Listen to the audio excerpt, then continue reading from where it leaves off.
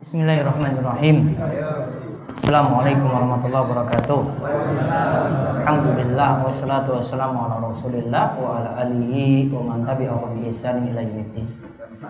Baik, Bapak Ibu sekalian, para peserta ngaji kitab tauhid 16 sampai 18 Maret 2018. Kita lanjut lagi bab yang kita bahas sebelum istirahat sore ini, yaitu bab 35. Judulnya sabar terhadap takdir Allah. Atau judul bab dalam bahasa Arabnya bab 34 kalau di kitab tauhid, minal imani billahi as-sabru ala aqdarillah. Tanda iman kepada Allah yaitu sabar pada takdir Allah. Nah, sekarang apa tujuannya? Syekh Muhammad bin Abdul Wahab itu memasukkan masalah sabar ini dalam kitab tauhid. Ditulis, sabar itu hukumnya wajib. Sabar itu hukumnya wajib.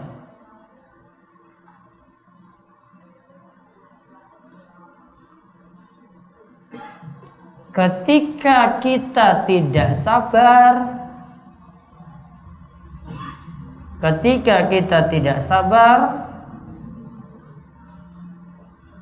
maka dihukumi berdosa.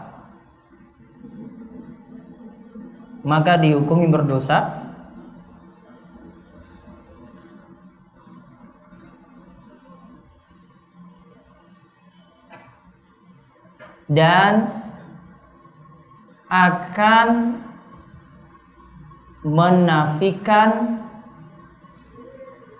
atau meniadakan kesempurnaan tauhid. Akan menafikan atau meniadakan kesempurnaan tauhid. Berarti tauhidnya jadi kurang sempurna. Padahal kita belajar kitab tauhid ini agar tauhid kita itu sempurna. Sabarnya ada, rojaknya ada, harapnya ada, takutnya ada, keimanannya kepada takdir juga ada. Kalau ini tidak dimiliki, maka punya kekurangan. Tidak kita bilang tauhidnya batal, namun punya kekurangan. Tauhidnya tidak sempurna lagi. Nah, kita butuh di sini untuk menyempurnakannya di sini. Makanya kitab tauhid ini, masya Allah, kitab yang penuh berkah. Mudah-mudahan jadi amal jariyah yang terus langgeng bagi Syekh Muhammad bin Abdul Wahab di sini. Ya, kitab ini bahas tauhid secara sempurna. Baik itu kita ingin mendapatkan tauhid yang wajib, wajibnya yang kita lakukan itu ada, yaitu jauhi syirik-syirik. Di samping itu juga hal-hal yang menjadi kekurangan-kekurangan bisa kita sempurnakan lagi. Dan belum ada di saat ini yang punya kitab selengkap Syekh Muhammad bin Abdul Wahab. Singkat, padat, jelas. Kita bahas satu bab ini cepat saja loh ini. Namun sudah terkumpul faedah yang banyak. Cuma dari dalil-dalil yang beliau bawakan. Dan kitab ini paling ditakutkan sekali oleh orang-orang Rafidhah, Syiah, dan orang-orang yang jadi penyembah kubur. Paling takut kitab ini. Makanya kalau panjenengan itu berada di Saudi Arabia, kalau jadi jamaah haji biasanya diberikan rasa takut oleh pembimbingnya. Hati-hati loh, kamu kalau dapat buku, hati-hati itu bukunya Wahabi. Ya, itu jamaah haji bilang, diberitahu kayak gitu. Hati-hati kamu nanti akan diberi buku-buku sesat karena itu pahamnya apa? Wahabi. Itu maksudnya ini, hati-hati diberi kitab kayak gini.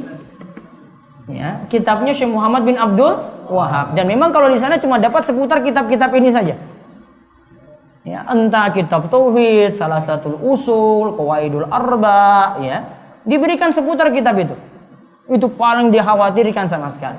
Dikhawatirkan sekali karena kalau ini diterangkan pada orang Indonesia, takutnya semuanya sadar yang tadi pendapatan beberapa orang akan hilang. Bangkrut nggak nanti? Masalahnya ini beda pendapat, ini karena beda pendapatan. Paham Mbak? Nah, itu karena masalah itu saja. Seandainya bukan masalah perut, bukan masalah fulus, ya, itu nggak akan itu terjadi. Masalah itu saja. Makanya ini kitab, kalau menurut mereka ini berbahaya sekali, masya Allah. Namun lihat di sini diajarkan sampai detail kayak gini, ringkas, padat, jelas, cukup pakai dalil saja, nggak usah banyak kata-kata di sini. Lihat kalimat Syamad Banul cuma beberapa kata saja kita hitung. Yang lainnya itu apa? Dalil. Nah, sekarang kita lihat sabar terhadap takdir Allah, dibaca. Sabar terhadap takdir Allah. Sabar terhadap takdir Allah termasuk bentuk keimanan kepadanya. Allah Ta'ala berfirman, tidak ada sesuatu musibah pun yang menimpa seseorang kecuali dengan izin Allah. Barang siapa beriman kepada Allah, niscaya dia akan memberi petunjuk kepada hatinya. Allah Maha mengetahui segala sesuatu. At-Tagabun ayat 11. Ma asaba min musibatin illa biiznillah. Wa may yu'min billahi yahdi qalbah wallahu bikulli syai'in alim. Tidaklah suatu musibah, ini umum, musibah apapun. Ya, dalam bahasa Arab karena di depannya ini ada ma asaba, ini suatu kata yang menunjukkan yadullu alal umum, musibah apapun. Dompet hilang musibah enggak? Musibah, masuk di sini bahasanya. Penyakit juga masuk di sini bahasanya. Mendapati anaknya sendiri nakal, masuk di sini masalahnya. Maka apa saja musibah yang menimpa kalian illa biiznillah, itu semua telah menjadi izin dari Allah, artinya telah Allah kehendaki. Wa may yu'min billahi yahdi qalbah. Namun kalau kita beriman, siapa saja yang beriman kepada Allah, yaitu mengimani takdir dengan benar. Ditulis itu, beriman kepada Allah artinya mengimani takdir dengan benar.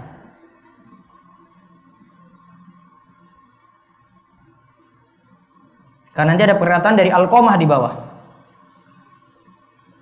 Barang siapa beriman kepada Allah, yaitu mengimani takdir dengan benar,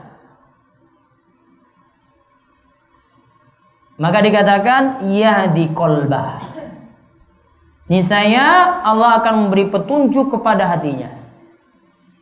Hatinya akan diberi petunjuk. Mudah sekali hadapi musibah ini. Kayak enteng sekali ya jalani musibah ini. Kok biasa sih dihadapi? Karena dia sudah yakin pada takdir Allah. Allahu bikulli syai'in alim. Allah bikulli syai'in alim, maha mengetahui segala sesuatu. Musibah pun tadi Allah tahu, dan Allah kalau tahu hambanya itu sabar hadapi musibah ini, Allah akan berikan jalan keluar segera untuk dirinya. Maka digarisbawahi pada kalimat barang siapa beriman kepada Allah.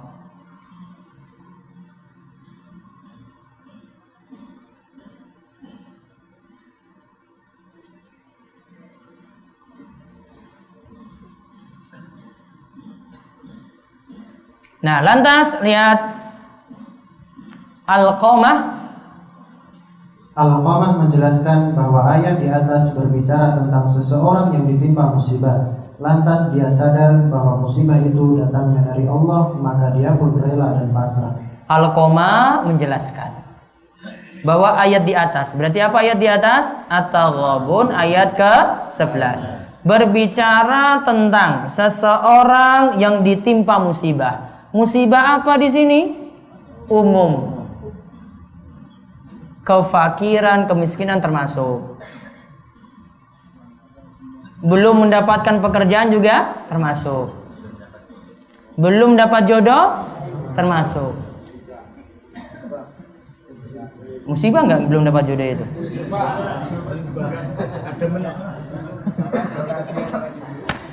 Lantas dia sadar bahwa musibah itu datangnya dari Allah. Berarti dia tahu ini sudah jadi takdir Allah.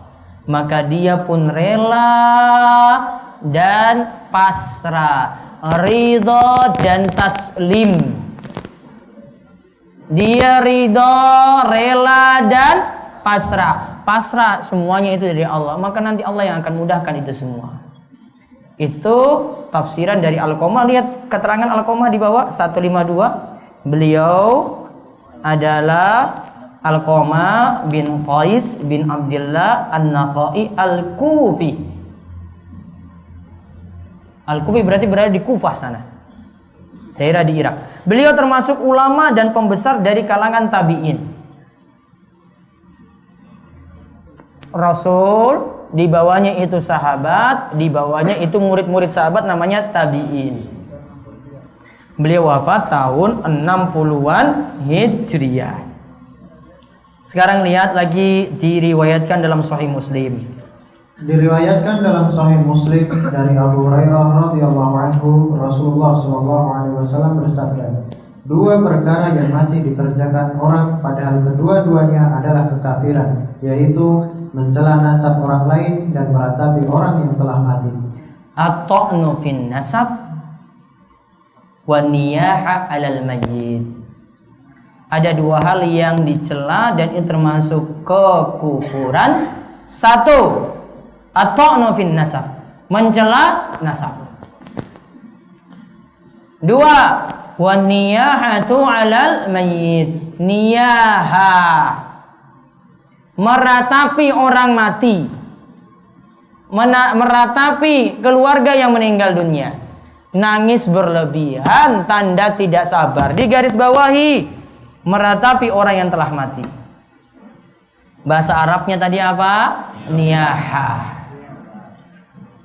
Niyaha. Dan catat di situ, niyaha dan mencela nasab tadi termasuk dosa besar. Al-kabair. Termasuk dosa besar. Hadisnya riwayat Muslim, Tirmizi. Niyah itu bentuk-bentuknya nanti dicatat sekarang, pengertian sabar dan nanti bentuk-bentuk sabar. Sabar adalah menahan diri. Sabar adalah menahan diri.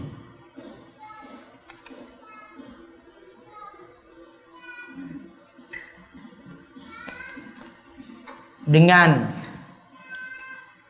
bentuk menahan hati, tidak protes pada takdir. Dengan menahan hati, hatinya ditahan, tidak protes pada takdir. Lalu menahan lisan, tidak banyak menggerutu. Lalu menahan anggota badan.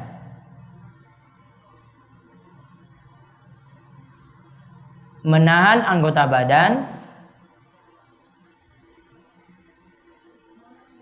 agar tidak melakukan hal-hal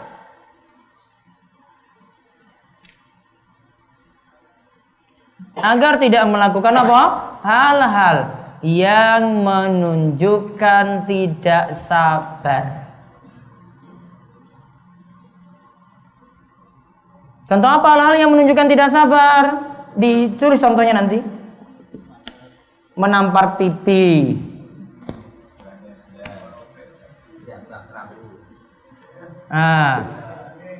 merobek-robek baju. Ini gelas ini saya pecahkan ini. Tanda apa? Tidak sabar. Memecahkan barang-barang tertentu. Nanti kalau sudah pecah baru, waduh, pecah. Termasuk ada yang meninggal, ada yang kecelakaan. Kalau bentuk-bentuk seperti ini dilakukan, ini gerak ini, tangan ini gerak untuk lakukan sesuatu yang menunjukkan tidak sabar. Itu tanda tidak sabar. Itu tanda tidak sabar. Nah, lalu sabar itu ada 3 bentuk.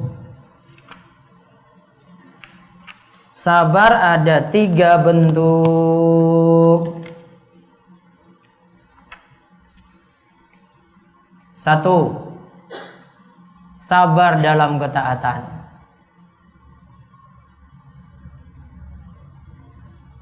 2.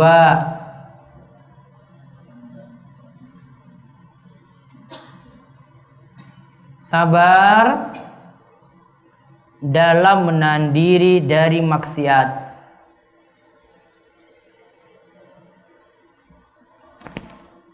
3. Sabar dalam menghadapi takdir.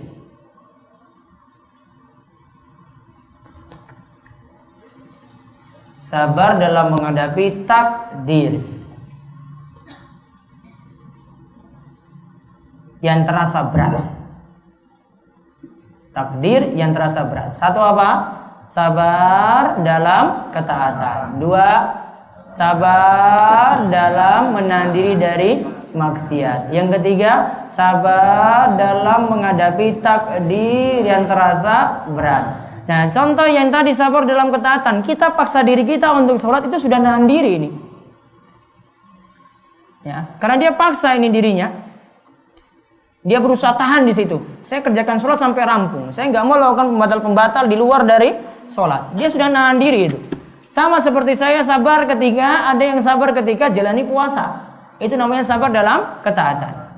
Yang kedua apa? Sabar dalam menjauhi maksiat, menahan diri dari maksiat. Dia enggak maksiat, dia sudah tahan diri. Yang ketiga, sabar dalam menghadapi takdir. Sekarang dari 3 hal itu mana yang paling berat? Mana yang paling berat? Kalau dilihat dari sisi kita harus melakukan sesuatu, nomor 1 itu yang paling berat. Karena yang kalau nomor 1 disebut sabar dalam sholat, dia berarti harus lakukan sholat. Kalau sabar dalam menghadapi maksiat, dia cuma nahan diri saja, tidak berbuat apa-apa. Dia tahan diri, tahan dirinya, biar nggak nerjang maksiat ini. Sabar dalam takdir, dia tahan omongannya, tahan hatinya, tahan anggota badannya, cuma nahan saja, nggak berbuat, nggak lakukan gerakan-gerakan kayak gitu, dia cuma nahan.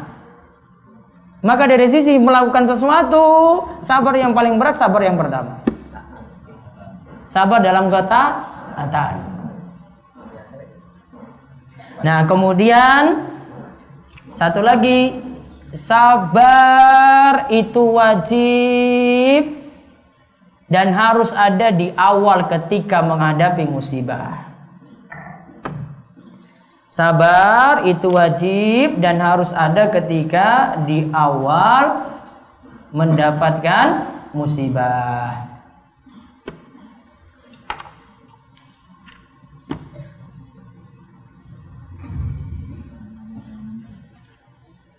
Sudah? Taib. Berarti sabar untuk duduk di sini masuk sabar yang nomor berapa? 1. Berat enggak? Berat enggak? Nah, mesti nahan ngantuk. Waduh, mataku wis redup ini. Iya kan? Iya. Ini baru di santai-santai loh ini. Pernah enggak ngaji dari subuh sampai jam 10 pagi? Pernah enggak? Non stop? Belum, mau coba? Non stop loh ini. Enggak gerak-gerak loh. Enggak dikasih makan, enggak dikasih makan. Ngopi nggak ada ngopi. Lebih padat daripada ini. Berarti belum kuat berarti. Ya Allah, fasilitasnya sini luar biasa. Ya ngantuk lagi ya. Lanjut lagi, ayo biar selesai ini. Ayo, Imam Bukhari dan Muslim, yalla. Imam Bukhari dan Muslim meriwayatkan hadis marfu dari Ibnu Mas'ud. Tidaklah termasuk golongan kami orang yang ketika ditimpa musibah memukul-mukul pipi, merobek-robek kerah baju dan menyeru dengan seruan jahiliyah. Laisa minna, tidak termasuk golongan kami. Lihat kalimat itu maksudnya tidak termasuk golongan kami, menunjukkan dosa besar. Kalimat tidak termasuk golongan kami, laisa minna, berarti dosanya dosa apa? Besar. Di antara ciri-ciri dosa besar di dalamnya disebut laisa minna. Man darabal khududa. Siapa yang memukul-mukul pipi, atau wasyaqqal jiyuba, merobek-robek baju, kerah baju, disobek-sobek. Lantas wada'a bidakwal jahiliyah, menyeru dengan seruan jahiliyah, dosa besar. Maka digarisbawahi, tidaklah termasuk golongan kami orang yang memukul-mukul pipi sampai merobek-robek kerah baju. Termasuk dosa apa tadi? Besar, tauhidnya kurang. Terus Anas radhiyallahu anhu menuturkan, Anas radhiyallahu anhu menuturkan bahwa Rasulullah bersabda, jika Allah menginginkan kebaikan bagi hambanya, maka dia akan menyegerakan siksaannya di dunia. Akan tetapi jika dia menginginkan kejelekan bagi hambanya, maka dia akan menunda siksaannya sampai dia membalasnya pada hari kiamat. Iza aradallahu bi 'abdihi al-khaira ajjala lahu al-uquba fid dunya wa iza arada bi 'abdihi syarra amsaka anhu bi dzambihi hatta yuwafiya bihi yaumal qiyamah. Jika Allah menginginkan pada hambanya kebaikan, maka Allah menyegerakan siksanya di dunia. Dia dapat musibah di dunia dulu, di akhirat tidak mendapatkan siksa apa-apa lagi. Ini bagi orang apa ini? Beriman atau tidak beriman? Bagi beriman. Kemudian jika Allah mengendaki pada hambanya kejelekan, Allah tahan tadi. Amsaka anhu bidzambi, Allah tahan dosa-dosanya. Hatta yuwafiya bi yaumal qiyamah, ditunda nanti pada hari kiamat. Tidak diberi hukuman di dunia, namun ditunda nanti pada hari kiamat. Maka digarisbawahi, jika Allah menginginkan kebaikan bagi hambanya, maka dia akan menyegerakan siksaannya di dunia. Siksaan di dunia di sini berupa musibah. Kita dikasih sakit, itu artinya siksaan di akhirat sudah berkurang loh ini. Kita dikasih flu, siksaan di akhirat sudah berkurang, bersyukur itu. Karena itu tanda dosa-dosa kita itu berkurang, diampuni. Namun jangan minta sakitnya. Jangan minta sakitnya. Wah, aku pengen sakit aja biar dosa-dosaku berkurang. Jangan-jangan nanti nggak sabar, malah tambah dosa. Ya, nggak sabar malah tambah dosa. Minta kebaikan pada Allah. Namun kalau Allah takdirkan kita sakit, kita dapat musibah, ingat itu semakin mengurangi siksaan kita di akhirat. Terus yang hadis yang terakhir, Nabi SAW bersabda. Nabi SAW bersabda, sesungguhnya besarnya balasan itu setimpal dengan besarnya cobaan. Jika Allah Ta'ala mencintai sekelompok orang, maka dia akan menguji mereka. Barang siapa di antara mereka yang ridho, maka dia akan mendapatkan keridhaan darinya. Akan tetapi barang siapa di antara mereka marah, dia akan mendapatkan kemurkaan Allah. Inna idhamal jazai ma'a idhamil balai. Sesungguhnya balasan terbesar setimpal dengan cobaan yang besar. Cobaan yang makin berat, pahalanya makin berat. Cobaan yang makin lama, pahalanya itu makin besar. Terus wa inna Allah Ta'ala, sesungguhnya Allah idza ahabba qauman ibtalahum, jika Allah mencintai suatu kaum, maka Allah akan memberikan musibah atau ujian kepada mereka.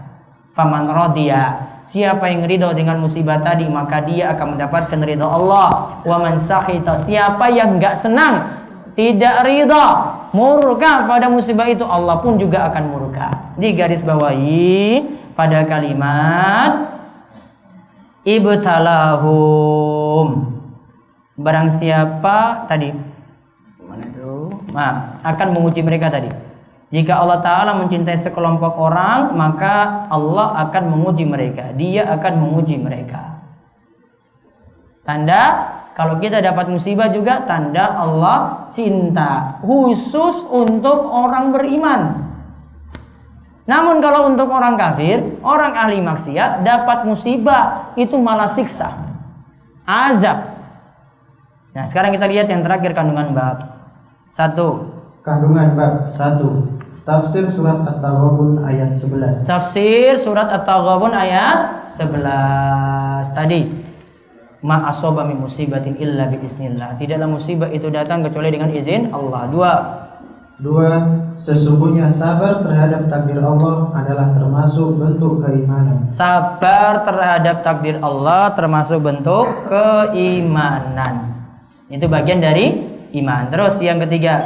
3. Larangan untuk mencela nasab orang lain. Nasab orang lain jangan dicela.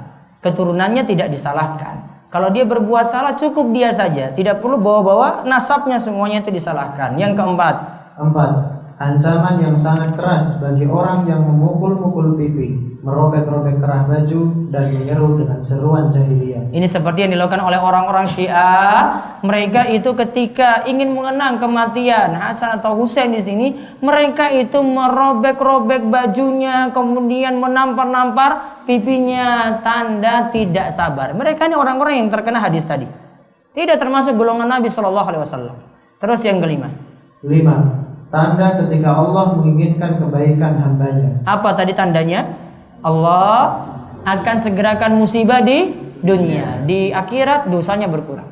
Terus yang keenam. 6. Tanda ketika Allah menginginkan kejelekan hambanya. Tanda ketika Allah menginginkan kejelekan hambanya, yaitu apa? Dosanya ditunda itu. Ditunda nanti di akhirat. Di dunia dapat nikmat terus, nikmat terus, nikmat terus, nikmat terus. Terus yang ketujuh. 7. Tanda ketika Allah mencintai hambanya. Tadi di wa inna Allah ta'ala iza ahabba qauman ibtala'ahum. Jika Allah itu mencintai hamba, maka Allah akan memberikan mereka apa? Musibah atau ujian. Terus yang kedelapan. 8. Haramnya marah-marah. Maksudnya tadi haramnya murka pada takdir Allah. Marah dengan takdir Allah. Saya tidak setuju dengan takdir ini. Protes dengan takdir tadi. Itu maksudnya yang marah-marah di sini. Terus yang ke-9. 9. Pahala yang disediakan bagi orang yang ridho dengan musibah yang menimpa. Nah, yang ke-8 tuh ganti kalimatnya sebenarnya sakhat. Haramnya murka pada takdir Allah, bukan marah-marah di sini. Karena marah-marah tidak nyambung nanti dengan kalimat sebelumnya, tidak nyambung dengan dalil sebelumnya. Yang ke-8, haramnya sakhat, yaitu haramnya murka pada takdir Allah. Yang ke-9 coba baca lagi, pahala. 9. Pahala yang disediakan bagi orang yang ridho dengan musibah yang menimpa dirinya. Pahala yang disediakan bagi orang yang ridho dengan musibah yang menimpa dirinya. Ridho, yarda, wa taslim, ya, yusallim. Dia itu ridho dan pasrah, itu nanti akan mendapatkan pahala. Ya, demikian berakhir bab ke-35. Insyaallah kita ketemu lagi. Nanti biar ada waktu untuk jenengan mandi. Ya, mandi biar wangi itu loh di sini. Nah, terus yang kedua bisa ada waktu istirahat. Nanti azan biasanya di sini dengan iqomah jaraknya itu hampir 30 menit. Jaraknya itu hampir 30 menit. Pokoknya manut saja sama imam. Ya, imamnya buat 30 menit manut aja. Jadi masih ada waktu di situ untuk istirahat. Nanti setelah itu nanti setengah jam sampai jam 4 nanti jenengan istirahat lagi. Jam 4 baru kita mulai lagi. Jadi bisa manfaatkan kamar mandi yang ada di bawah untuk mandi. Kalau di sini jangan ya. Yang di bagian atas ini jangan, di bawah situ jangan, di tempat warga saja. Karena kalau sini airnya habis, sudah nggak bisa lagi aktivitas. Ya, kalau di bawah nanti masih bisa diisi. Demikian kita cukupkan dulu. Ya, kita lanjut nanti jam 4 sore lagi insya Allah. Kita tutup kalian doa kafaratul majelis. Subhanakallahumma bihamdik, asyhadu an la ilaha illa anta astaghfiruka wa atubu ilaik. Assalamualaikum warahmatullahi wabarakatuh.